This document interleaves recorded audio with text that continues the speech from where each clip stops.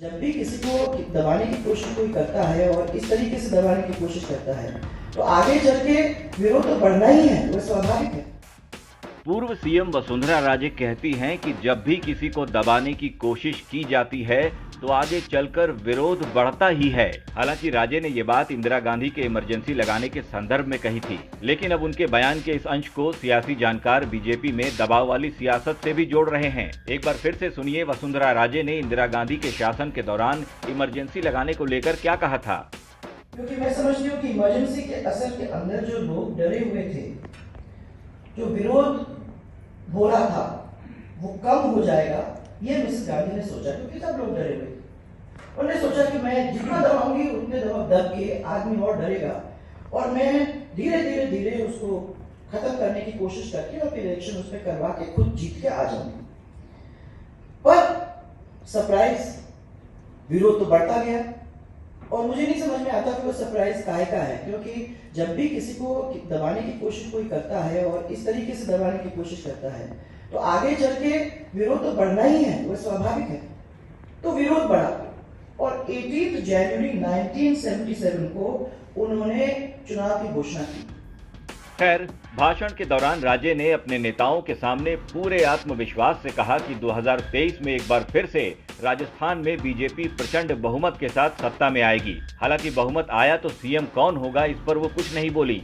खैर, बोलेंगी भी क्यों जब पार्टी ने ही उन्हें दरकिनार कर रखा है। मौजूदा हालात तो ऐसे हो गए हैं कि वसुंधरा राजे को अपने पुराने धुर विरोधी रहे घनश्याम तिवाड़ी का राज्यसभा उम्मीदवार के तौर पर समर्थन भी करना पड़ रहा है, क्योंकि घनश्याम तिवाड़ी जब बीजेपी में थे तो राजे के बंगले को लेकर उन्होंने ही बवाल किया था। बंगला खाली करवाने की जिद ठान कर बैठ गए थे। मोहब्बत से परे राजनीति में कई बार कट्टर दुश्मन भी एक साथ आने को मजबूर हो जाते हैं। मेरे पीछे जो 13 सिविल लाइंस बंगला है, इसी बंगले में एक साथ आए और हाथ तक मिलाया। ये वही घनश्याम तिवाड़ी थे जो कि कहते थे वसुंधरा राजे ने 2000 करोड़ की सरकारी संपत्ति हड़प ली है।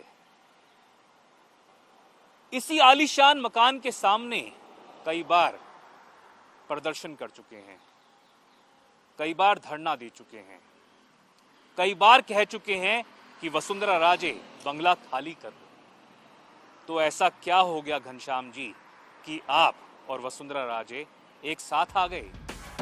वसुंधरा राजे जयपुर के जामडोली में आयोजित विधायक अभ्यास वर्ग में आपातकाल व लोकतंत्र बहाली में हमारी भूमिका विषय पर बोल रही थीं। अपने भाषण में राजे ने बीजेपी की जमकर तारीफ की।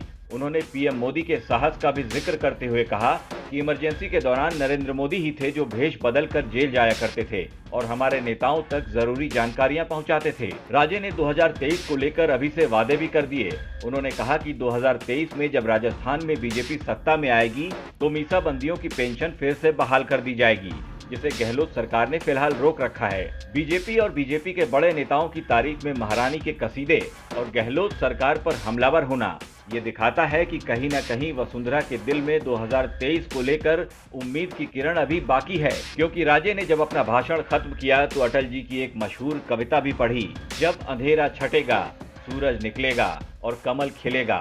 यानी महारानी को कहीं न कहीं रोशनी अब भी नजर आ रही है। ब्यूरो रिपोर्ट, राजस्थान तक।